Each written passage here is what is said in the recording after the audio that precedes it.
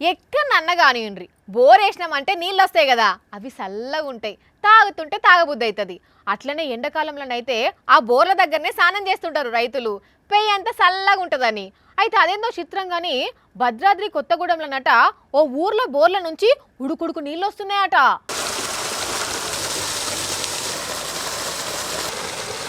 ఇంగో ఈ బోర్ల నుంచి వచ్చే నీళ్ళన్నీ ఉడికియేనట.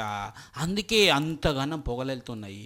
పొయ్యి మీద కాగబెట్టి అప్పుడే దించినట్టు ఈ బోర్ల నుంచి వచ్చే నీళ్ళన్నీ వేడితోనొచ్చటాలకు జనానికి ఏం పనికి వస్తలేవాట. 20 ఏళ్ళు అవుతున్నది వీళ్ళకి సమస్య ఉండబట్టి, అయినా కూడా తీర్చిన వాళ్ళు లేరాట.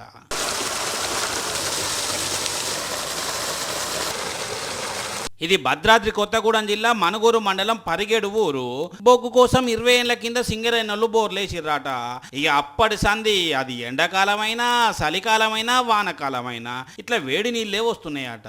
ఇక వీటిని రైతులు ఏం వాడుకోలేకపోయేటాలకు వేస్ట్గా పోతున్నాయట.